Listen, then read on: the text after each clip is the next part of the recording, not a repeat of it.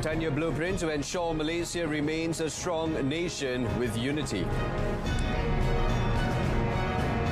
Petronas marks another significant milestone for its second floating liquefied natural gas facility.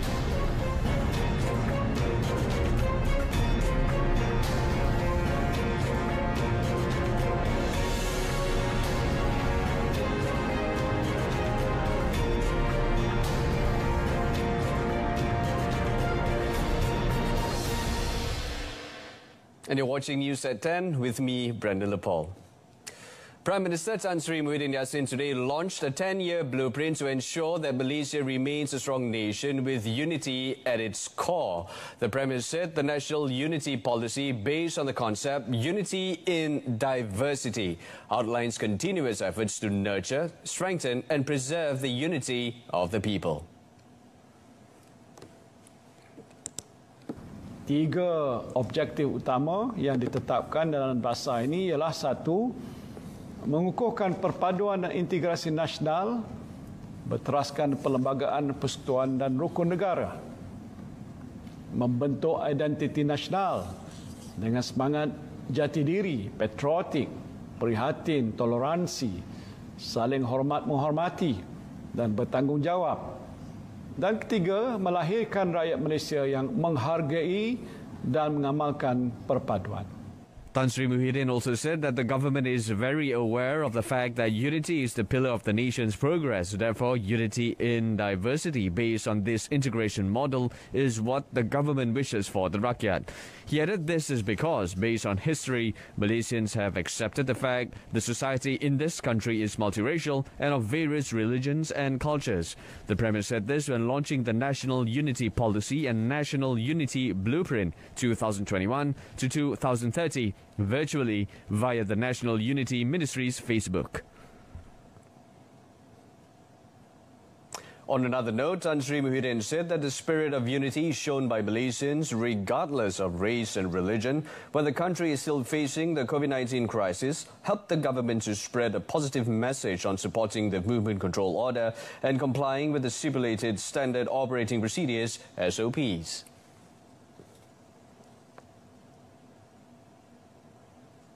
Kita perlu terus menjeburkan sifat empati ini dalam kita hendak memahami isu-isu kaum dari perspektif yang lebih seimbang dan menyeluruh. Seperti beberapa negara-negara berbilang kaum yang lain, kadang-kadang kita hanya melihat isu kaum dari sudut kaum atau kumpulan tertentu. Perspektif ini perlu diperbaiki supaya menjadi lebih seimbang dan holistik dan harus dipupuk melalui sistem pendidikan dan media. The Premier further warned that the government will not compromise on anything that threatens the unity of the nation. Now for the daily COVID-19 numbers. The number of recoveries far exceeds the number of new cases again today, with 4,521 recovered cases. This brings the cumulative number of recoveries up to 218,335, which translates to an 81.9% recovery rate. On the other hand, the Health Ministry reported 2,176 new cases today, bringing the total number of infections in the country since the beginning of the outbreak up to 266,445. According to a statement by Health Director General Tan Sri Dr. Nur Hesham Abdullah, only one was an import case, while the remaining 2,175 were locally transmitted. Selangor recorded the highest number of new cases at 910, followed by Johor with 269 cases and Sarawak 246 cases. Following this development, the number of active cases currently being monitored in the country is 47,135. 260 of them are currently being treated in intensive care units (ICU), with 112 of them requiring respiratory aid. MOH also reported 10 new deaths today, raising the death toll up to 975. The government has decided to impose the Enhanced Movement Control Order (EMCO) at Tapa Prison and its staff quarters in Perak beginning tomorrow until the 1st of March. Now, the decision was made to enable Health Ministry personnel to enter the premise and conduct targeted screenings on all detainees, staff and close contacts of COVID-19 positive cases detected in the area. As of today, 187 screenings had been conducted by the Health Ministry on close contacts and 55 individuals tested positive for the COVID-19 virus. According to a statement by the Senior Minister for Security, Datuk Seri Semasa, the EMCO imposed at the Sungai Udang prison in Melaka Tengah will be extended until the 2nd of March due to an increase in positive cases among the inmates. However, the EMCO extension will not include the staff quarters and low-risk quarantine centre in the area, which will end by 16 February as scheduled. Meanwhile, EMCO at 3 localities will end tomorrow, namely the Phase 2 Felkra Nasaruddin in Perak Tengah and a part of Phase 1 Felda Bersia in Hulu Perak, as well as Kampung Sungai Ud in Sarawak. In the same media statement, Datuk Seri Ismail also informed 1,111 individuals were held for flouting the Movement Control Order (MCO) SOPs yesterday. From the number, 1,040 were slapped with fine, while 71 others were remanded. Among the offences committed were travelling interstates and inter-districts without permission, not observing physical distancing, failing to record patrons' details, and not wearing face masks. The senior minister also said 22 illegal immigrants were detained by the authority in Openteng. The authority also seized 6 land vehicles in the operation. Some 2,300 healthcare workers from Sultanah Bahia Hospital in Alostar, Kedah will receive the COVID-19 vaccine jabs in the first phase of the National Immunisation Programme. Kedah Health and Local Government Exco, Datuk Dr. Muhammad Hayati Othman said the vaccination will be conducted at hospitals and health centres in the state. Datuk Dr. Muhammad Hayati assured the people that the Pfizer-BioNTech vaccine is safe and effective in the fight against COVID-19 virus. He further said as of now, the authority is streamlining the logistics and storage of the vaccine before it can be distributed to health facilities.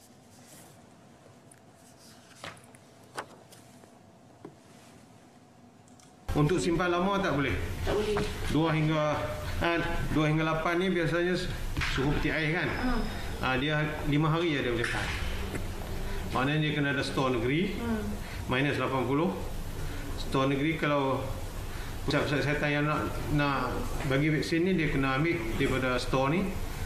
Suhu dia 2 hingga 8 degree bolehlah bawa pergi. Dia ada cara dia lah. Maknanya kita kena logistik tu kena kira betul-betul. Malaysia is set to begin its COVID-19 immunisation program this month in 3 phases. The first phase, which involves some 500,000 frontliners, will commence by the end of this month until April. Women, Family and Community Development Minister Datuk Seri Rina Muhammad Harun said her ministry is committed towards formulating a law on sexual harassment to be tabled in Parliament. She said this law will complement existing laws so that the issue of sexual harassment can be addressed more effectively to protect victims regardless of women or men. Elaborating further in a statement released, Datuk Seri Rina also urged the Royal Malaysia Police (PDRM) to promptly investigate allegations of sexual harassment by policemen on duty at roadblocks.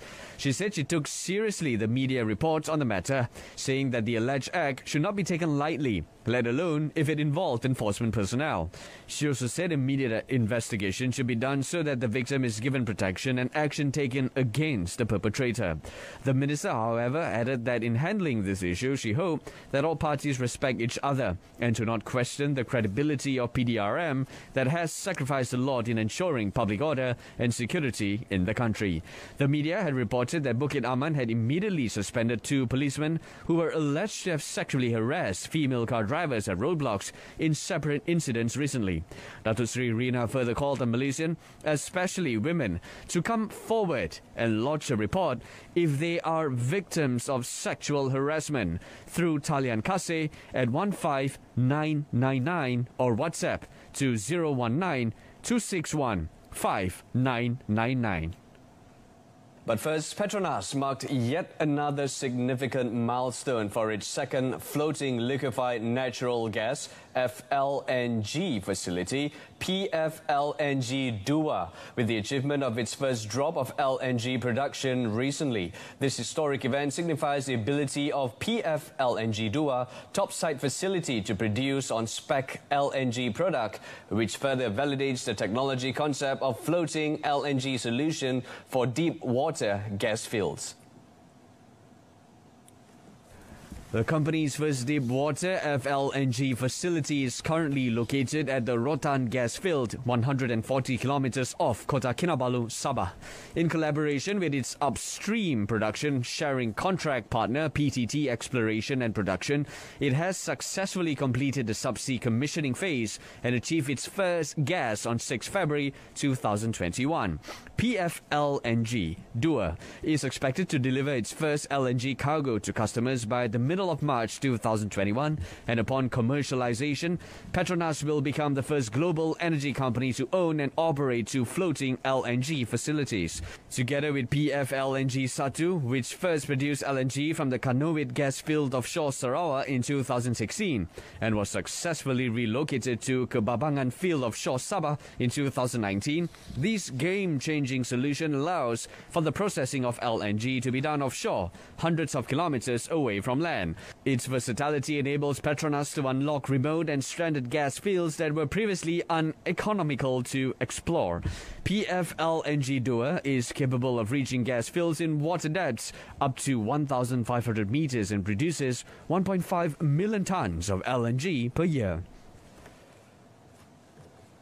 Now, 16 million ringgit has been spent by Malaysian defence contractor MILDEF International Technologies, MILDEF, for the research and development of Malaysia's first 4x4 high mobility armoured vehicle, HMAV. The development of the MILDEF HMAV 4x4, which took around 4 years, was intended to reduce dependency on international suppliers in terms of after-sales services. MILDEF Chief Executive Officer Datuk Sri Muhammad Nizam Kasir said the construction of the armoured vehicle was fully done by a team of highly capable local engineers. I tak dapat bagi exactly price for the maintenance, but as we can promise, alat ganti kendaraan ini yang didesain, yang dibuat tempatan tanpa import, saya rasa at least kita lebih murah daripada alat ganti yang diimport yang daripada negara lain. To ensure the success of this project, MILDEF is assisted by the Malaysian Defence Agency and the Malaysian Armed Forces to maximize the usage and capabilities of the vehicle according to military standards. In addition to the Malaysian market, MILDEF also plans to penetrate the ASEAN market before exploring opportunities to export to other distant countries. Sepang-based MILDEF was founded in 2005 when incursion by pirates in Sabah prompted Datuk Sri Muhammad Nizam to lead a restructuring exercise to focus on the research and development of military vehicles in Malaysia. Post Malaysia Berhad has launched an online insurance renewal platform to enable customers to renew their motor vehicle insurance by simply using the Post Malaysia mobile application. Customers only need to provide their MyCard numbers, car registration numbers, and other information required to receive their insurance premium quote, and they will receive the insurance policy via email after completing their payment online. In a statement, Post Malaysia said it is actively modernizing the existing retail services through digitalization, making transactions available both online and over the counters. It also said in the future, customers can look forward to more services from the Post Malaysia mobile app that include financing, wasiat, will and remittance. The Post Malaysia mobile app can be downloaded from the Google Play Store, Android, Apple App Store, iOS, and Huawei App Gallery.